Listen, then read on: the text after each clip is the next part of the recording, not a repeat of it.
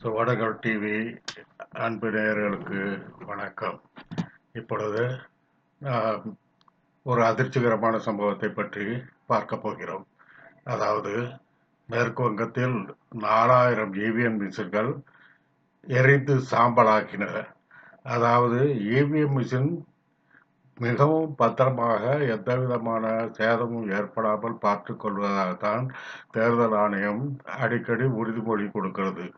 ஆனால் இப்பொழுது 4000 இவிஎம் மிஷின்கள் எரிந்து சாம்பலாயிருக்கின்றன.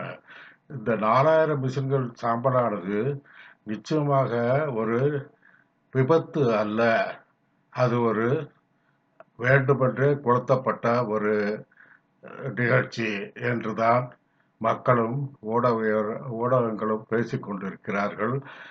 கட்சிக்காரர்களும் அதை ஒரு ஆய்வு செய்ய வேண்டும் என்று கேட்கும் ஒரு நிலைக்கு தள்ளப்பட்டிருக்கிறார்கள். அதாவது இது என்ன காரணம் என்று பார்த்தால், மேற்கு வங்கத்தில் ஒரு ஜெகதீஷ்பூர் என்ற ஒரு ஊரில் அதாவது இப்பொழுது நடந்த தேர்தலில் ஒரு 164, 165 என்ற 2 பூத்துக்களை பற்றி தெரிந்து கொள்ள வேண்டும். இந்த 164 என்ற பூத்து முழுவதும் முஸ்லிம்கள், அதே மாதிரி 165 முழுவதும் முஸ்லிம்கள்.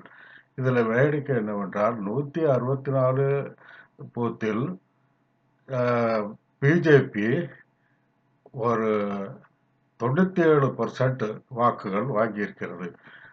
அதேபோல் அங்கே கம்யூனிஸ்ட் கட்சி ஒரே ஒரு ஓட்டு தான் வாங்கியிருக்கிறது.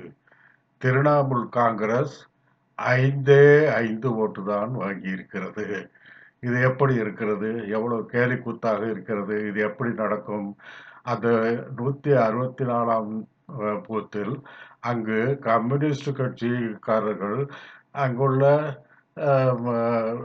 நகராட்சி தேர்தல், இந்த மாதிரி உள்ள தேர்தலில், ஊராட்சி தேர்தலில் மெம்பராகி எல்லாம் இருக்கிறார்கள். ஒரு தேர்தலில் மெம்பராக ஒரு ஓட்டு வாங்கி மெம்பராக முடியுமா? அவர்கள் மெம்பராகி இப்பொழுதும் இருந்து கொண்டிருக்கிறார்கள். அது 165, 164 இந்த 2 தொகுதியும் ஒரே ஊர் தான். ஆனால் போலிங் பூத் மாத்திரம் 164, 165 என்று 2ஆக உள்ளது. அது அந்த 2ஆக உள்ளது இவ்வளவு வித்தியாசங்கள் வருவது. அதாவது 165வது பூத்தில் அதில் திரிணாமுல் காங்கிரஸ் 290க்கு மேல் வாங்குகிறது. அதுக்கு அடுத்ததாக கம்யூனிஸ்ட் கட்சியும் 290 பக்கம் வாங்குகிறது.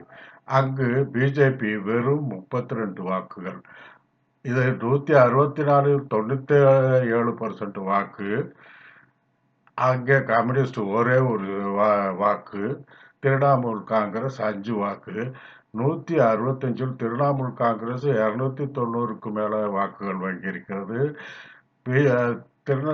கம்யூனிஸ்ட் கட்சியும் 290 அளவுக்கு வாக்குகள் வாங்கியிருக்கிறது. அங்கு பிஜேபி 32. இது எப்படி சாத்தியம்? இது ஏதாவது ஒரு தில்லுமுள்ளு செய்திருக்கிறார்கள். அதை சரியாக செய்யாமல் தவறுகள் நேர்ந்திருக்கிறது என்பதைத்தான் தெரிய வேண்டும். ஆக இவிஎம் கூடாது என்று நாமெல்லாம் சொல்லுகிறோம். இந்திய மக்களில் 100க்கு 90 பேர் வேண்டாம் என்றுதான் சொல்லுகிறார்கள். ஆனால் தேர்தல் ஆணையமும் பிஜேபி அரசாங்கமும் அதை கெட்டியாக பிடித்துக் கொண்டிருக்கின்றன. இப்பொழுது 4000 வாக்குப்பதிவங்கள் எரிந்து போயிருக்கின்றன என்றால் நம்ப முடிகிறதா? அது எப்படி எரிந்து போகக்கூடிய இடத்துல வைத்திருப்பார்கள்? அது ஒரு 11 மாடி கட்டடம் போன்ற ஒரு இடத்தில் வைத்திருக்கிறார்கள். அந்த கட்டடத்தில் 3, 4 தளங்களில் தீ பற்றி இருக்கிறது. அந்த தீயானது 4, 5, 6, 7 தளங்களில் பற்றாமல் 8, 9 தளங்களில் பற்றி எரிந்திருக்கிறது. அதாவது அங்குதான் இவிஎம் பெட்டிகள் வைக்கப்பட்டிருக்கின்றன. அந்த அத்தனை பெட்டிகளுமே எரிந்து சாம்பலாயிருக்கிறது. இதை தீயணைப்பு படையினரே இது இயற்கையான தீயாக தெரியவில்லை, இயற்கையான விபத்தாக தெரியவில்லை என்று சொல்லும் அளவிற்கு அங்கு அந்த தீ விபத்து மூன்றாவது மாடியில் ஏற்பட்ட தீ விபத்து 4, 5, 6, 7 வரைக்கும் பாதிக்காமல் 8, 9 என்று இவிஎம் வைக்கப்பட்டிருக்க இடத்தில் மட்டும் பற்றிக் கொள்கிறது என்றால் இது நிச்சயமாக சதி வேலைதான். இதற்கு காரணம், அதாவது மேற்கு வங்க உயர்நீதிமன்றம் ரொம்ப நெருக்குதல் கொடுக்க ஆரம்பித்து விட்டது. ஏன் விவிபேடை எண்ணவில்லை, விவிபேடை எண்ணுங்கள் என்று சொல்லவும், இப்பொழுது விவிபேடை எண்ணினால் அந்த டிஜிட்டல் எண்ணிக்கைக்கும் விவிபேடு எண்ணிக்கைக்கும் நிச்சயமாக பெரும் வித்தியாசம் வரும். அது நாம் பல தேர்தல்களை பார்த்து விட்டோம். அது மட்டுமல்ல, அந்த விவிபே அதாவது இவிஎம் மிஷின் தான் இன்று வெற்றியை தீர்மானிக்கிறது என்பது குஜராத்தில் 5 தடவை தொடர்ச்சியாக பிஜேபி வெற்றி பெறுகிறது. பிஜேபி ஆதரவு பெற்ற கட்சிகள் மற்ற மாநிலங்களில் கட்டாயம் வெற்றி பெறுகிறது. அதற்கு உதாரணம் பீகாரில் நிதிஷ்குமார், ஆந்திராவில் சந்திரபாபு நாயுடு. அதே போல் மேற்கு வங்காளத்தில் கூட ஒரு கட்டத்தில் பிஜேபியுடன் திரிணாமுல் காங்கிரஸ் கூட்டு வைத்தது, அப்போது ஜெயித்தது. அதே மாதிரி அடுத்து ஒரு தேர்தல் அப்பொழுது ஜெயித்த பொழுது பிஜேபி கொஞ்சம் முன்னேறி எதிர்கட்சி வரிசை அளவுக்கு ஒரு அளவுக்கு முன்னேறி விட்டது. கம்யூனிஸ்ட் காணாமல் போய்விட்டது. திரிணாமுல் காங்கிரஸ் ஆட்சிக்கு வந்தது. ஆக பிஜேபியோடு கூட்டு வைத்த திரிணாமுல் காங்கிரஸ் அந்த நேரத்தில் வெற்றி பெற்றது. அது அவர்களுக்கு சந்தோஷமாக இருந்ததனால் அது வெளியில் சொல்லவில்லை.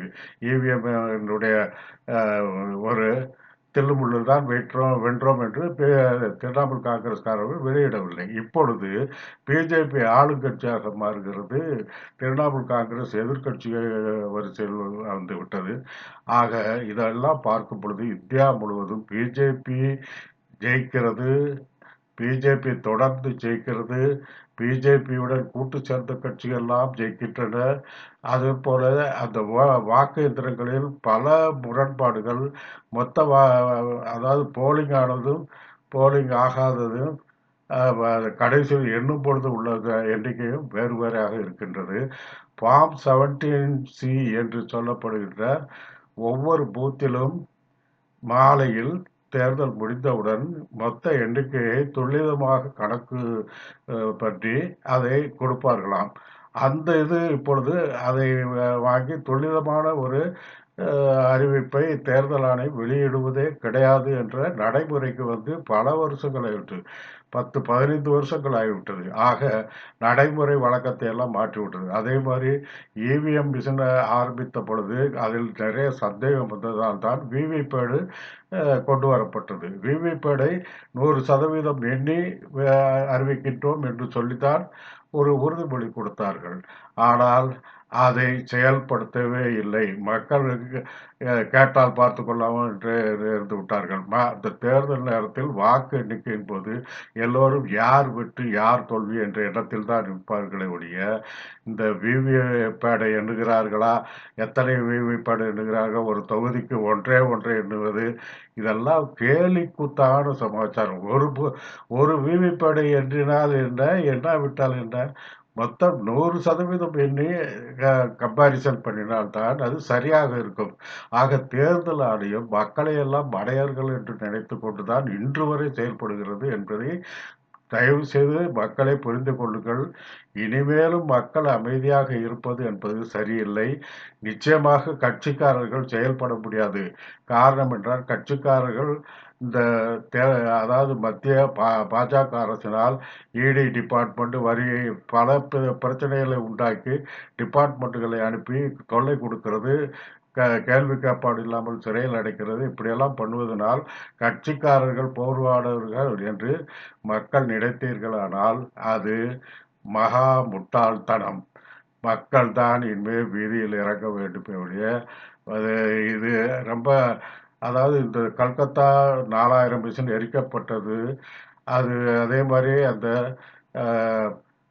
ஜெகதீஷ்பூரில் உள்ள 164, 165 பூத்துகளில் உள்ள வாக்கு வித்தியாசங்கள், இதெல்லாம் நிச்சயமாக அந்த இவிஎம் மிஷின் வந்து தில்லுமுள்ளுக்கு உட்படுத்தப்பட்டு தான் தேர்தல் முடிவுகள் வெளிவருகின்றன என்பதை தெரிந்து கொள்ளுங்கள். விவிபேடை எண்ணுவதே கிடையாது. அதை எண்ண வைக்க வேண்டும், அல்லது நிச்சயமாக வாக்குச்சீட்டு தேர்தல் முறைதான் வர வேண்டும்.